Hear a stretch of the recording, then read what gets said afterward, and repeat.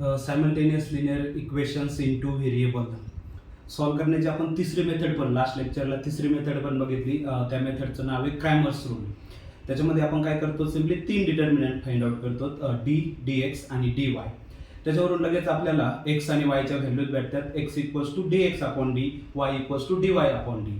आणि डिटर्मिनंट तर simply d, d x, d y तर 2/2 चे डिटर्मिनंट आहे. तो डिटर्मिनंट फाइंड आउट करायला फक्त तुम्हाला 2 प्रोडक्ट आणि एक सबट्रॅक्शन करायचं आहे, फक्त लगेच डिटर्मिनंट पण भेटून जातोय.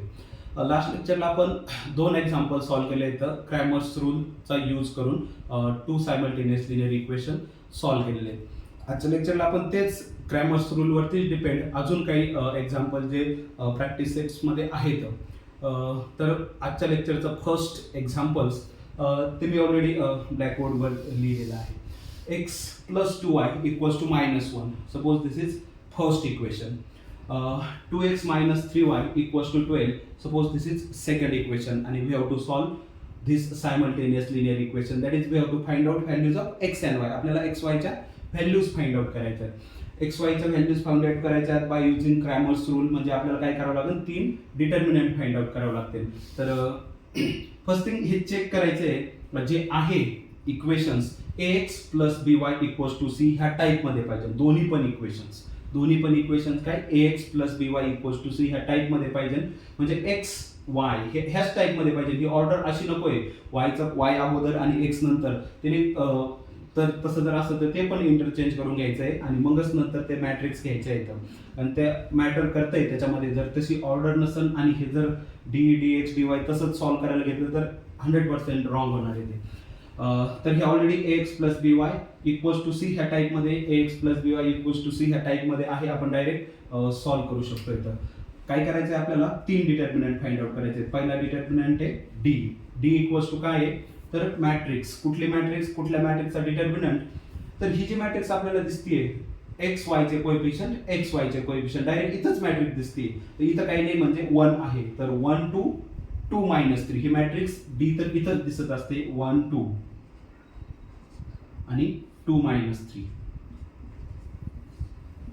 याचा डिटर्मिनंट घ्यायचा आहे. ह्या मॅट्रिक्सचा डिटर्मिनंट सिंपल क्रॉस प्रोडक्ट 1 × 3 चा प्रोडक्ट. सो 1 × -3 आणि त्याच्यामधून काय सबट्रॅक्ट करायचंय, ह्या दोन्हीचा प्रोडक्ट 2 × 2.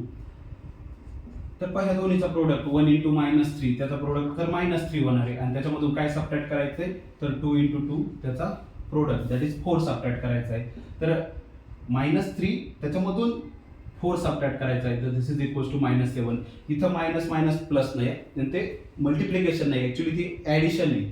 -3 मध्ये आपण ऍड करतोय -4. ती एक ऍडिशन आहे आणि ऍडिशन मध्ये मायनस प्लस होणार नाही. तर मायनस इंटू मायनस त्या केसमध्ये ते प्लस होतं. तर इथं मात्र -a -b ह्या टाईपमध्ये आणि this is equals to minus time a plus b. ऍडिशनच होतीये, फक्त ऍडिशनला निगेटिव्ह साईड द्यायचं आहे. -a -b a आणि b ची ऍडिशन करायची आहे आणि त्या ऍडिशनला निगेटिव्ह साईड 3 आणि -4 ऍडिशन करायची 3 4 7 आणि त्याला निगेटिव्ह साईड द्यायची. तर हा झाला फर्स्ट डिटर्मिनंट डी.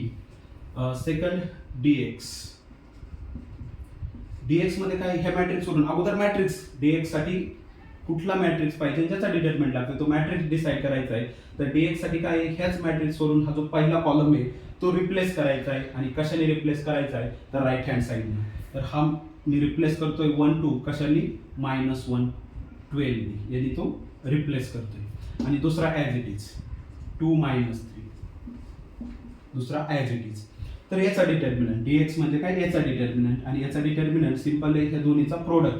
आता मी ह्या टाईपमध्ये लिहित नाही, डायरेक्ट प्रोडक्ट करतोय. -1 आणि -3 आणि -3 याचा प्रोडक्ट एकदा लिहितोय. -1 आणि -3 याचा प्रोडक्ट आणि त्यामधून काय सबट्रॅक्ट करायचंय, या दोन्हीचा प्रोडक्ट 12 आणि 2 चा प्रोडक्ट. पण आता इथं मात्र प्रोडक्ट मायनस आहे, इथं मात्र प्रोडक्ट आहे. मायनस आहे, इथं मात्र प्रोडक्ट आहे. मायनस प्लस आणि 1 × 3 त्याचा प्रोडक्ट 3 असं होणार आहे. ठीक आहे. आणि त्याच्यामधून सबट्रॅक्ट करायचं ह्या दोन्हीचा प्रोडक्ट 12 × 2 दॅट इज 24 आणि 3 -24 निगेटिव्ह मध्ये जाणार आहे. 3 मधून 24 सबट्रॅक्ट करायचं आहे. दिस इज इक्वल्स टू -21. ठीक आहे. Now last determinant dy. So dy dy मध्ये काय आहे तर ह्या मॅट्रिक्स वरूनच घ्यायचं आहे, ह्या मॅट्रिक्स वरूनच अगोदर मॅट्रिक्स कुठली आहे ते घ्यायचंय. तर याच्यातला सेकंड कॉलम रिप्लेस करायचा आहे कशाने याने, आणि पहिला कॉलम ॲज इट इज, तर पहिला column me as it is देतोय 1 2, आणि दुसरा हा कॉलम रिप्लेस करायचा आहे कशाने -1 12. दिस इज इक्वल्स टू, आता काय होणार आहे हा प्रोडक्ट 1 × 12 दिस इज 12, आणि त्याच्यामधून काय सबट्रॅक्ट करायचं आहे हा प्रोडक्ट 2 × -1 तो काय होणार आहे -2 हा प्रोडक्ट.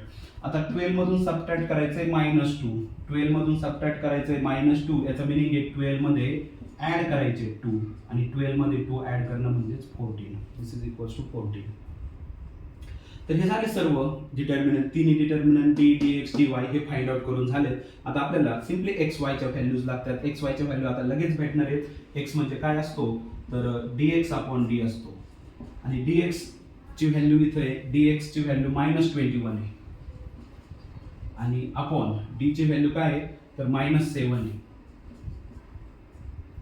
इक्वल्स टू आता काय होईल dx ची व्हॅल्यू -21 d ची व्हॅल्यू 7 मायनस तर कॅन्सल म्हणजे ऍक्च्युली तो 1 होत असतोय, ठीक आहे. कॅन्सल डिव्हिजन मध्ये -1 अपॉन -1 येतो, -1 अपॉन -1 इज अ 1, तर 1 × 21/7, 21/7 इज अ 3, ठीक आहे. ही झाली x ची व्हॅल्यू, आणि आता y ची value. So y is equals to काय आहे dy/d,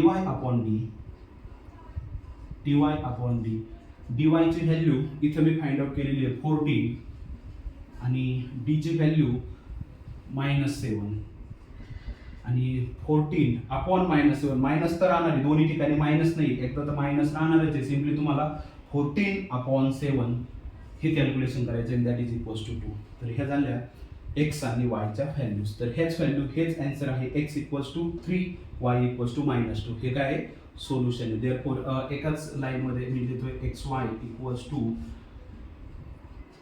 3, -2 इज अ सोल्युशन. ठीक आहे, हे आपलं सोल्युशन. कशाचं सोल्युशन आहे तर हे सायमल्टेनियस लिनियर इक्वेशनचं सोल्युशन आहे. हे सर्वात सोपी मेथड हीच आहे, कारण जास्त डोकं काही इथे लावायचं नाही. 3 डिटर्मिनंट आणि लगेच एक्स वायच्या व्हॅल्यूज, आणि तिन्ही डिटर्मिनंट तरी काय आहेत तर 2/2 चेच डिटर्मिनंट आहे. त्यामध्ये फक्त 2 प्रोडक्ट आणि 1 सबट्रॅक्शन. हा प्रोडक्ट आणि दोन्हीचं सबट्रॅक्शन लगेच तुम्हाला डिटर्मिनंट भेटतोय, डी dx dy हे लगेच भेटून जाते. एक्स वायच्या व्हॅल्यूज भेटतात. ही मेथड सर्वात सोपी. याच्या अगोदरच्या 2 मेथड बघितल्या त्या सर्व मेथडमध्ये ही मेथड सर्वात इझी आहे. तर अजून काही एक्झाम्पल्स ऑलरेडी आपण मागच्या लेक्चरला पण बरेच एक्झाम्पल सॉल्व्ह केले आहेत. नेक्स्ट एक्झाम्पल मी रब करतो.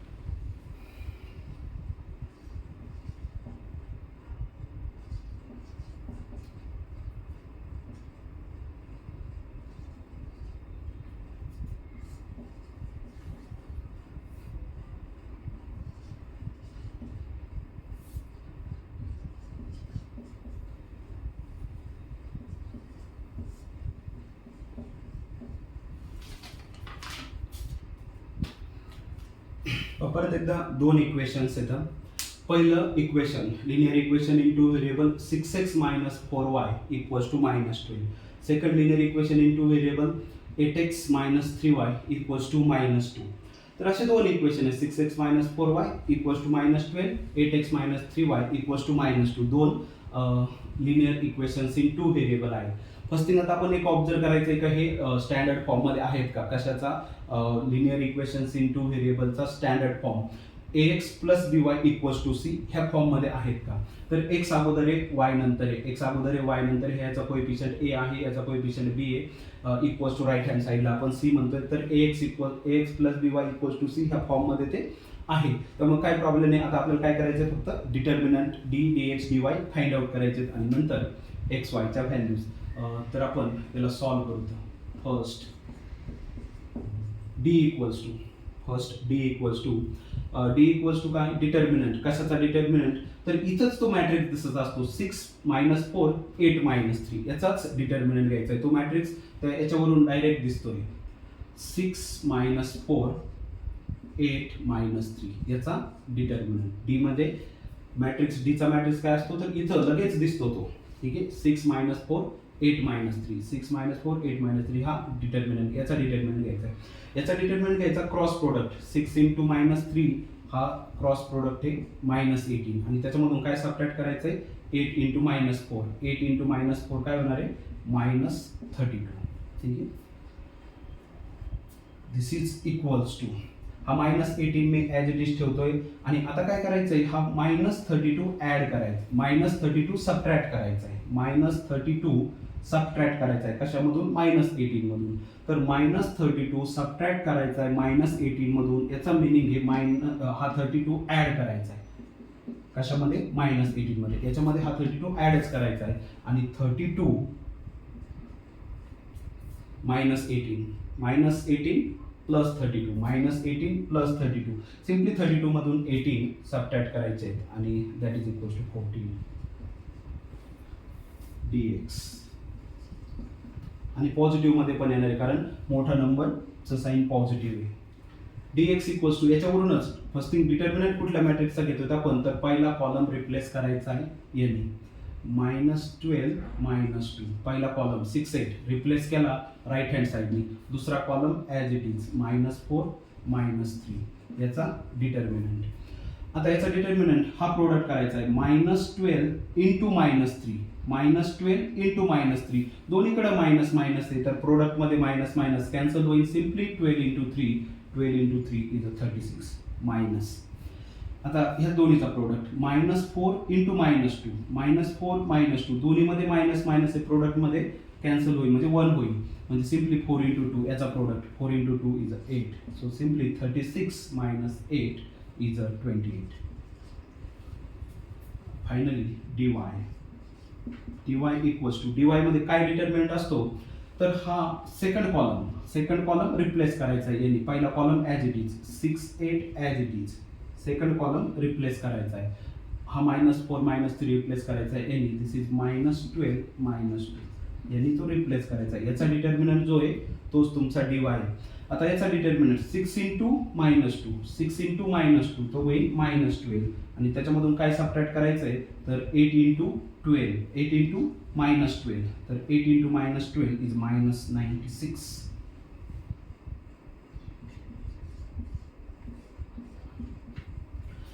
आता -12 मधून -96 सबट्रॅक्ट करायचा आहे. -96 कशामधून सबट्रॅक्ट करायचं त्याचा मिनिंग असतो 96 ॲडच करायचा आहे.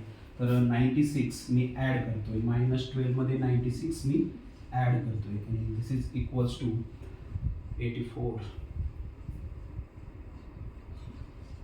पॉझिटिव्ह मध्ये 84. फायनल सगळ्या व्हॅल्यूज आपल्या झाल्यात. 96 मोठा आहे त्याच्यामधून फक्त 12 सबट्रॅक्ट करायचा आहे. 84 सगळे dx dy फाइंड आउट करून झालेत. आता आपल्याला x y च्या व्हॅल्यूज लगेच भेटणार आहेत. x is equals to simply dx upon dA. dx ची व्हॅल्यू 28 आहे अपॉन d ची व्हॅल्यू 14 आहे. ठीक आहे, तर 28 upon 14 is 2. So value of x is 2. y is simply dy upon d. dy ची व्हॅल्यू आता आपण फाइंड केली 84 अपॉन d ची व्हॅल्यू 14 आणि हे डिव्हिजन आहे. 14 6 जा 84 14 6 जा 84 सो दिस इज 6. ठीक आहे, so value of y is 6. तर सोल्युशन काय आहे x equals to 2 y equals to 6. ह्या दोन्ही व्हॅल्यूज आपल्या फाइंड आउट करून झाल्या. Therefore xy equals to 2 6 is a solution. आपण चेक पण करू शकतो इथं 6 × 2 इज 12 आणि त्याच्यामधून सबट्रॅक्ट करायचे आणि काय सबट्रॅक्ट करायचं आहे 4 × 6 इज 24 सबट्रॅक्ट करायचे. 12 मधून 24 सबट्रॅक्ट केल्यानंतर -12 येते and that is correct. So this answer is a correct. आपण अजून एक एक्झाम्पल घेऊ, कारण ही मेथड इझी आहे, याच्यामध्ये जास्त लवकर सॉल्व्ह होत आहे, ॲन्सर लवकर येत आहे, त्यामुळे एका लेक्चरमध्ये आपण जास्त एक्झाम्पल सॉल्व्ह करू शकतो. अजून नेक्स्ट एक्झाम्पल,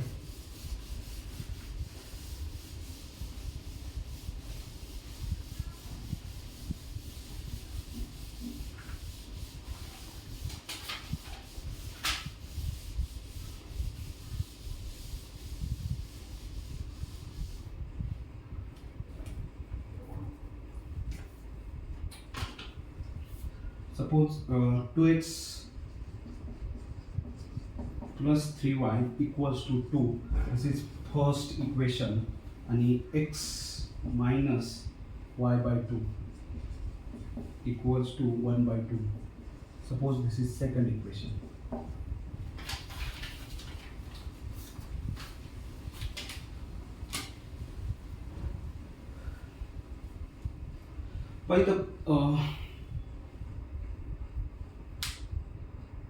कशाचा प्रॉब्लेम आहे, तर एक्सचा कोएफिशियंट तर 1 आहे, y/2 दिलंय, म्हणजेच -1/2 इंटू y असा आहे, तर yचा कोएफिशियंट -1/2 आहे. हे म्हणजेच काय आहे, x minus y/2. x minus y/2 म्हणजेच काय, तर x minus 1/2 into y, 1/2 into y, आणि राईट हँड साईडला 1/2 आहे. तर हा yचा कोएफिशियंट काय आहे, -1/2. तर तो चांगला दिसत नाही आहे, ठीक आहे, चांगला दिसत नाहीये इन द सेन्स तो आपल्याला कॅल्क्युलेट करण्यासाठी तो 1/2 थोडं कॉम्प्लिकेटेड होते. तर आपण याला हा जो डिव्हाइडमध्ये 2 आहे तो इलिमिनेट करू, आणि डिव्हाइडमध्ये 2 इलिमिनेट करायला सिम्पली मल्टिप्लाय बाय 2 करायचे. तो खालचा जिथं 2 आहे तो सगळीकडूनच इलिमिनेट होतोय. तर फर्स्ट थिंग आपण ह्याला इंटिजर्स लिहू, एक्स वायचे कोएफिशियंट इंटिजर. ऍक्च्युली हे असं जरी लिहिलं आणि कॅल्क्युलेट करायला घेतलं तरी पण आन्सर आहे, त्याला काय ही प्रॉब्लेम होत नाहीये. फक्त कॅल्क्युलेशनमध्ये जे मल्टिप्लिकेशन येणार आहे 1/2 सम, तिथं नको प्रॉब्लेम म्हणून आपण इथंच हा जो डिव्हाइडचा 2 आहे तो इलिमिनेट करू. डिव्हाइडचा 2 इलिमिनेट करायला मल्टिप्लाय बाय 2 करायचं आहे.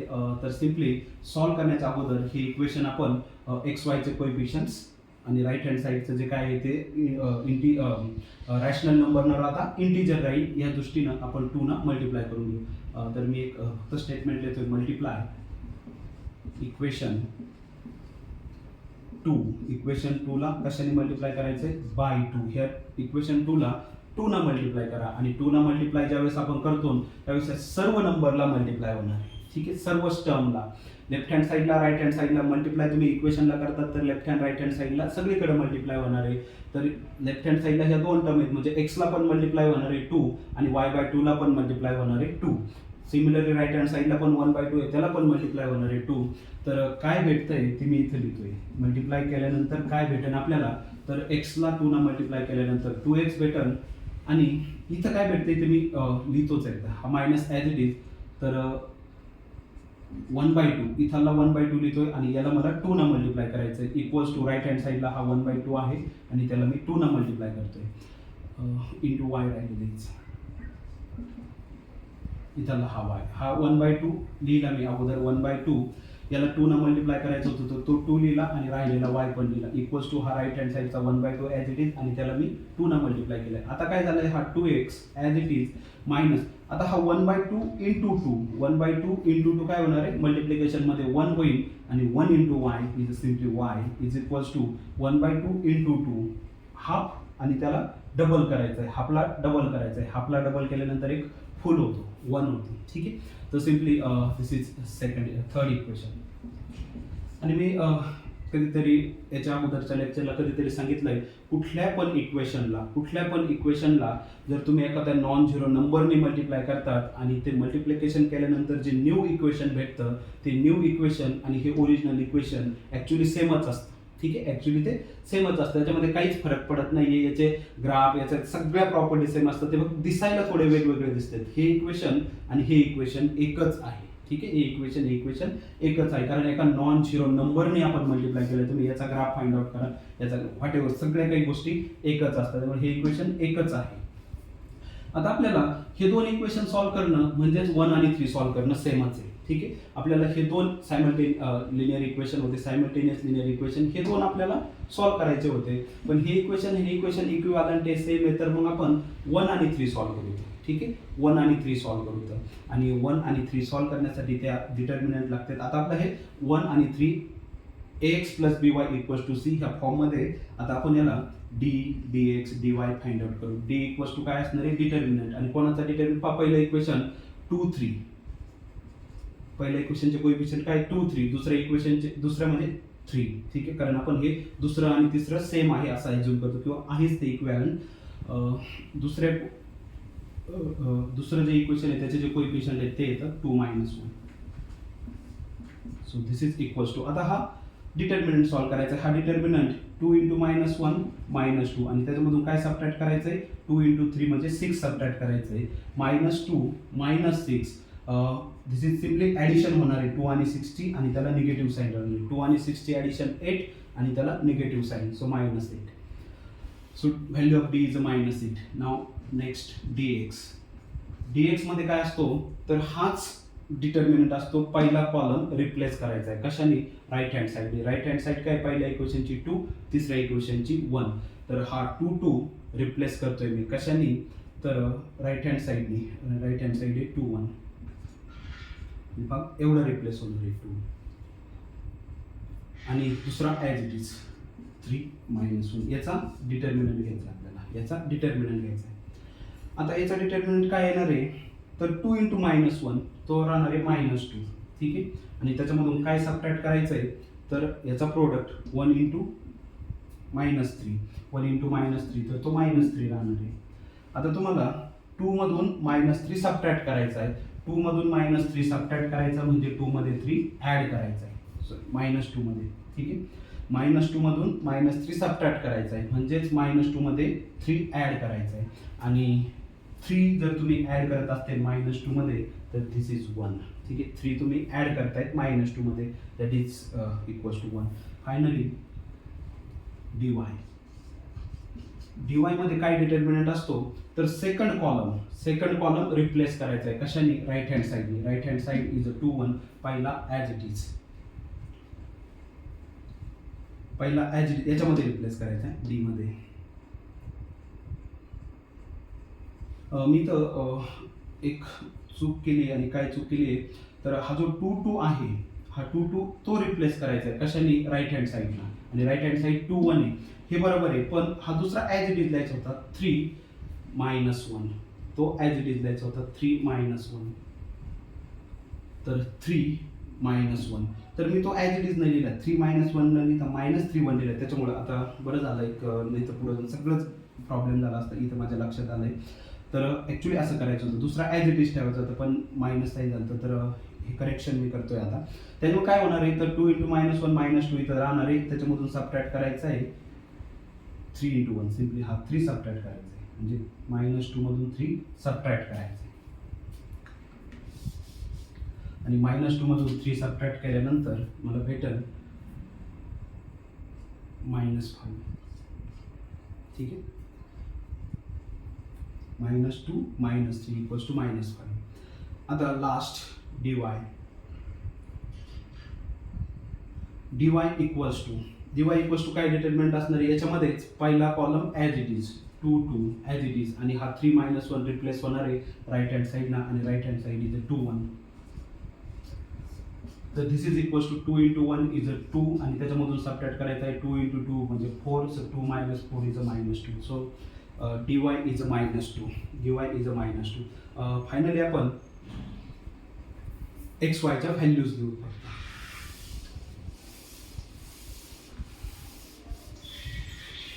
एक्सची व्हॅल्यू काय असते तर एक्सची व्हॅल्यू असते dx/d. dx मी इथं फाइंड आउट केलाय -5 अपॉन d ची व्हॅल्यू आहे -8. आता पहा मायनस मायनस तर कॅन्सल होईल आणि इथं राहील 5/8, ठीक आहे. तर 5/8 ला काही प्रॉब्लेम नाही, x ची व्हॅल्यू 5/8 येऊ शकते. तर value of x is 5/8. Finally y equals to dy/d. dy ची व्हॅल्यू मी इथं फाइंड आउट केली आहे -2 अपॉन d ची value is -8. Minus minus cancel होईल, दिस इज 2/8, ठीक आहे. मायनस मायनस कॅन्सल होईल 2/8, पण याला पण आपण स्मॉलेस्ट फॉर्ममध्ये लिहू शकतो, दिस इज 1/4. तर हे आपलं सोल्युशन आहे, x equals to 5/8. X equals to 5/8 आणि Y equals to 1/4.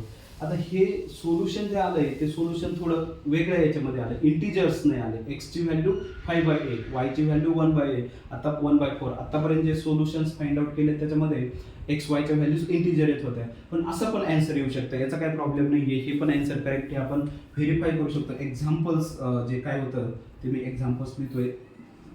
2x + 3y = 2 हे आपलं पहिलं इक्वेशन होतं आणि x - y/2 = 1/2 हे आपलं दुसरं इक्वेशन होतं. हे आपण जे अँसर आलंय 5/8 आणि 1/4 हे करेक्ट आहे का नाही इथून चेक करू. तर लेफ्ट हँड साईड याची अशी 2x + 3y = 2 × x ची व्हॅल्यू काय आलेली आहे 5/8 प्लस 3 × y ची व्हॅल्यू काय आलेली आहे 1/4. त्याला जर मी सिम्प्लिफाय केलं तर 2/8, तर हे 1/4 होईल. This is 5/4 plus 3/4. हे मल्टिप्लिकेशन झालं, 3 याला मल्टिप्लाय होणार आहे 3/4, सो 3/4. इथं काय मल्टिप्लिकेशन होणार आहे 2/8 म्हणजे 1/4, 1/4 × 5 म्हणजे 5/4. So this is equals to 8. This is equals to 8/4. So denominator same आहे 4, न्यूमरेटरची ॲडिशन होईल 8/4 विच इज इक्वल्स टू 2. आणि हे काय आहे राईट हँड साईड आहे. कशाची राईट हँड साईड आहे तर ह्या इक्वेशनची right hand side. Left hand side consider केली 2x + 3y, त्याच्यामध्ये ज्या व्हॅल्यूज आपण फाइंड आउट केल्यात त्या पुट केल्यात आणि राईट हँड साईड ऑब्टेन केली. राईट हँड साईड 2 देअरफॉर हे जे व्हॅल्यूज आल्यात 5/8 1/4 हे करेक्ट आहे का हे मी सॅटिस्फाय केलंय. दुसरं इक्वेशन ची लेफ्ट हँड साईड जी आहे ती left hand side is x - y/2. ठीक आहे. x ची व्हॅल्यू जी मी फाइंड आउट केली आहे ती x ची व्हॅल्यू आहे 5/8 मायनस y ची व्हॅल्यू काय आहे 1/4. ही y ची व्हॅल्यू आहे, पण y/2 आहे तर म्हणजे 1/2, तर तिथं अजून मल्टिप्लिकेशन आहेच आहे. So this is equals to 5/8 minus हे मल्टिप्लिकेशन 1/4 × 1/4 दॅट इज 1/8.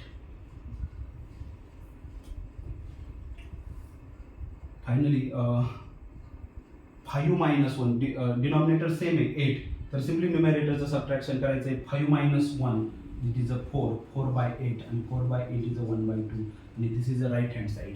ठीक 1/2. तर हे जे व्हॅल्यूज मी फाइंड आउट केल्यात 5/8 आणि 1/4 हेच त्याचं अँसर आहे. फक्त इंटिजर नाही आलं, पण इंटिजर आलं नाही म्हणजे येऊ शकत नाही इंटिजर असं काही नाही. एक्स आणि वायच्या व्हॅल्यू इंटिजर नाही जरी आल्या तरी पण ते अँसर करेक्ट असू शकतं किंवा करेक्ट इनफॅक्ट असते. प्रत्येक वेळेस इंटिजर यायला पाहिजे असं काही नाही. असं एक्झाम्पल होतं जिथं एक्सची व्हॅल्यू रॅशनली 5/8, वायची व्हॅल्यू पण rationally 1/4 and that is correct. हे आपण व्हेरीफाय पण केले. ठीक आहे, जेवढे एक्झाम्पल्स होते प्रॅक्टिस सेटमध्ये ते सर्व आपण सॉल्व्ह केलेले आहेत. ही मेथड सर्वात इझी होती. 3 डिटर्मिनंट आणि लगेच एक्स वायच्या व्हॅल्यूज भेटतात. 3 डिटर्मिनंट पण फाइंड आउट करायला एकदमच सोपे आहेत, कारण त्याच्यामध्ये सिम्पली 2/2 चा डिटर्मिनंट येतो. 2 प्रोडक्ट करायचे आणि सबट्रॅक्ट करून टाकायचे, लगेच व्हॅल्यू येतात. ठीक आहे, नेक्स्ट लेक्चरला आपण जे ॲप्लिकेशन आहेत ह्या सायमल्टेनियस लिनियर इक्वेशन्सचे ते ॲप्लिकेशन बघू. आजच्या लेक्चरला आपण स्टॉप करू. ठीक आहे, थँक्यू.